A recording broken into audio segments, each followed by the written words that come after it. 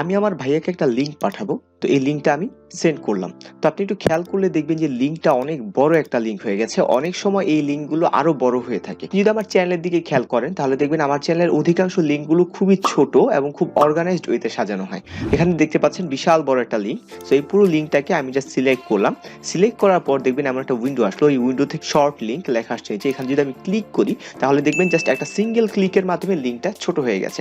এই কাজটা আমি দুইটা ভাবে করি, একটা ওয়েবসাইটের মাধ্যমে করি, আরেকটা হচ্ছে একটা সফটওয়্যার ব্যবহার করি যে সফটওয়্যারটার নাম হচ্ছে Snip-do। এই মাত্র সিঙ্গেল ক্লিকে আমি যে লিঙ্কটা শর্ট করলাম সেটা হচ্ছে Snip-do সফটওয়্যারটার মাধ্যমে আমি এই কাজটা করেছি। এই ভিডিও ডিসক্রিপশনে দেখবেন টাইম স্ট্যাম্প করে দেওয়া আছে। আপনি Snip-do দিয়ে দেখতে চান তাহলে ভিডিও এখান থেকে শুরু করবেন, আর যদি আপনি ওয়েবসাইটের মাধ্যমে কিভাবে করতে হয় তাহলে ভিডিও এখান থেকে শুরু করবেন।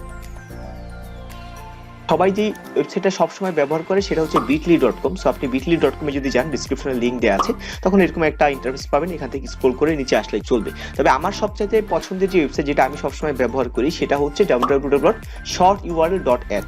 এটা আমার কেন পছন্দ, কারণ এটা ইন্টারফেসটা একদম ক্লিন। তো যেভাবে আমরা লিঙ্ক শর্ট করব, এর জন্য আমরা যেই লিঙ্কটাকে শর্ট করব সেই লিঙ্কটা আমরা কপি করব। যেমন যে এখান থেকে এই লিঙ্কটাকে আমি শর্ট করতে চাই, তো এই লিঙ্কটাকে আমি কপি করলাম, তো এখানে এসে আমি পেস্ট করে দিলাম। পেস্ট করার পর শর্ট ইউআরএল এই জায়গাটাতে আমি ক্লিক করব। তো এখান থেকে সিলেক্ট করে কপি করার দরকার নেই, জাস্ট এই যে কপি ইউআরএল এই জায়গাটাতে আমরা যদি ক্লিক করি তাহলে লিঙ্কটা কপি হয়ে যাবে। তারপর আমরা এই লিঙ্কটা যে কোনো কাউকে পাঠিয়ে দিতে পারি। শর্ট ইউআরএল এর মতো আরেকটা ভালো ওয়েবসাইট আছে যেটা হচ্ছে ফ্রি ইউআরএল এর শর্টেনার। এই ওয়েবসাইটটাও ভালো। তো এটার আর একটা ভালো ফেসিলিটিস হচ্ছে এটার দ্বারা যখনই আপনি লিঙ্ক শর্ট করবেন, আমি লিঙ্কটা এখানে পেস্ট করে আমি শর্ট ইউআরএল আমি ক্লিক করলাম, তারপর হচ্ছে আমাদের যে লিঙ্কটা চলে এসেছে। সো এখানে আমি জাস্ট কপি বাটন প্রেস করলেই হবে। তো এটা শর্ট ইউআরএল যে লিঙ্কটা আছে যে এই ওয়েবসাইট থেকে এটা একটু বেশি ভালো। তো এটা একটা ভালো সুবিধা হচ্ছে এটা কিউআর কোড সিস্টেম আছে। আর আরেকটা বিষয় হচ্ছে এখানে আপনি যতগুলো লিঙ্ক শর্ট করবেন সবগুলো হিস্ট্রি জমা থাকবে। যেমন আমি ধরেন এই লিঙ্কটাকে আবার শর্ট, তখন আমরা দেখবো যে আবার এখানে হিস্ট্রিতে জমা আছে। তার মানে পরবর্তীতে আপনি যখনই ওয়েবসাইটটার ভিতরে আবারও ঢুকবেন তখন দেখতে পাবো আমাদের হিস্ট্রিটা জমা আছে। Snip-do যে সফটওয়্যারটা, এই সফটওয়্যারটা সাধারণত মাইক্রোসফট স্টোর থেকে ডাউনলোড করে নিতে হয়।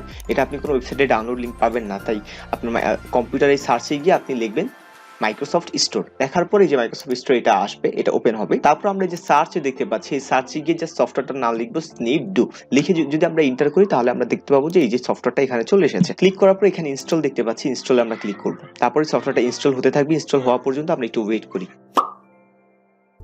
সফটওয়্যারটা ইনস্টল হওয়ার পরে এমন একটা উইন্ডো আসবে। আমি সম্পূর্ণটা কেটে দিয়ে একদম শুরু থেকে দেখাচ্ছি আপনার বোঝার সুবিধার জন্য। তো সফটওয়্যারটা ইনস্টল হওয়ার পর আপনি যখনই কোনো ডকুমেন্ট বা টেক্সট নিয়ে কাজ করতে যাবেন তখনই দেখবেন যে এই উইন্ডোগুলো আসা শুরু করবে। সেটা দিয়ে আপনি কপি, কাট এবং পেস্ট করতে পারেন। তো অনেক সময় আমি দেখেছি সফটওয়্যারটা ব্যবহার করার সময় যখন আমি মাইক্রোসফট ওয়ার্ডে কাজ করতে যাই তখন এই উইন্ডোটা আসে, যেটা অনেক সময় আমার প্রয়োজন নেই, তারপরে চলে আসে, যেটা আমার জন্য খুব বিরক্তিকর।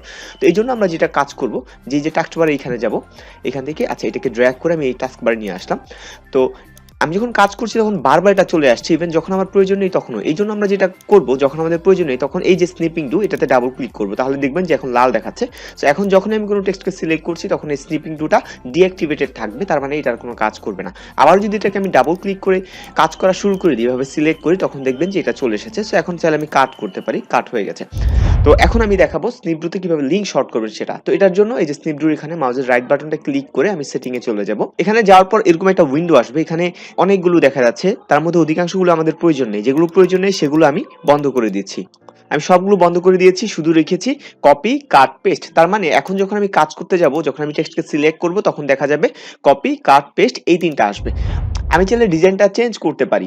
ভার্টিক্যাল কলাপস এটাতে সিলেক্ট করে এখানে আসি, তখন যখন আমি টেক্সটকে সিলেক্ট করব তখন এইভাবে ডট সাইনটা আসবে। তার মানে আমি এখানে সিলেক্ট করছি তখন ডট সাইন আসবে, ডট সাইনে মাউসের কার্সারটা রাখলে এগুলো চলে আসবে। তো এইভাবে এটার অ্যাপিয়ারেন্সটাকে আপনি চাইলে আপনার মন মতো করে যেটা ভালো লাগে সেটা চেঞ্জ করতে পারেন। আমরা লিঙ্ক শর্টের বিষয়ে কথা বলছিলাম, রাইট? এখন আমরা এক্সটেনশনে যাব।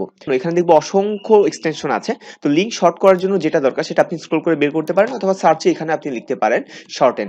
তো শর্টেন লিখে যখন আপনি এন্টার করবেন তখন আমরা দেখতে পাবো যে শর্টেন লিঙ্ক এটা আসবে। এখানে আমরা ইনস্টল ক্লিক করব, দেখতে পাচ্ছি শর্টেন লিঙ্ক ইনস্টল। সো এখন যদি আমরা আমাদের ডকুমেন্টে যাই, তো এই যে এটা হচ্ছে আমাদের লিঙ্ক। পুরো লিঙ্কটা যখনই আমরা সিলেক্ট করব তখনই আমাদের এই যে লিঙ্ক শর্ট এই অপশনটা চলে এসেছে। সো এটাতে যদি আমরা ক্লিক করি তাহলে আমাদের যেহেতু প্রথমবার, তাই আমাদের সিলেক্ট অপশন আসছে কোনটা আমরা দিতে চাই, v.gd নাকি is.gd। আমি প্রথমটাই রাখলাম, এটা কোনো ব্যাপার না। তো এখন দেখবো যে লিঙ্কটা শর্ট হয়ে গেছে। সো এটা হচ্ছে Snip-do দিয়ে এক ক্লিকে লিংক শর্ট করার ওয়ে। এছাড়াও Snip-doর আরো অনেকগুলো কাজ আছে। এর মধ্যে আমি আপনাকে দেখাচ্ছি। কারণ এক্সটেনশনে যদি যাই, এখানে আপনি একটা এক্সটেনশন দেখতে পারবেন ব্র্যাকেট নামের, সেকেন্ড ব্র্যাকেট, এটাকে আমি ইনস্টল দিচ্ছি। এখানে আরেকটা এক্সটেনশন আছে কোড। সো এটাও আমাদের মাঝে মধ্যে অনেক সময় লাগে। তো এখন যদি আমরা এই টেক্সটটাকে সিলেক্ট করি, সিলেক্ট করার পর যে কোড, এটাতে আমরা ক্লিক করি, তাহলে দেখবো যে এই পুরো টেক্সটটা একটা কোটেশনের ভিতরে চলে গেছে। সেম একইভাবে পুরো টেক্সটটাকে সিলেক্ট করে যদি আমি ব্র্যাকেটে ক্লিক করি, দেখবো যে লেখাটা ব্র্যাকেটের ভিতর চলে গেছে। তো এগুলো হচ্ছে Snip-doর এক্সটেনশনের ব্যবহার। যেই এক্সটেনশনটা আপনার পছন্দ লাগে আপনি সবগুলো চাইলে এক এক করে দেখতে পারেন, ব্যবহার করতে পারেন। আর যদি Snip-do নিয়ে A to Z আপনি টিউটোরিয়াল চান, তাহলে আমার চ্যানেলে এই ভিডিওটা দেখতে পারেন। এখানে আমি A to Z সবকিছু কভার করেছি। যদিও এই ভিডিওটা যখন আমি বানিয়েছিলাম, দেখবেন যে এটার এই সফটওয়্যারটার নাম Snip-do না, প্যান্থারবার্ড। তখন এটার নাম প্যান্থারবার্ড ছিল। প্যান্থারবার্ড Snip-do সেম একই, সবকিছুই সেম, শুধুমাত্র নামটা চেঞ্জ করা। একটা প্যান্থারবার্ড, আরেকটা হচ্ছে Snip-do। বাকি সবকিছু এক। সো আজকের মতো এই পর্যন্ত। দেখা হবে অন্য কোনো দিন। সে পর্যন্ত ভালো থাকবেন। আসসালামু আলাইকুম।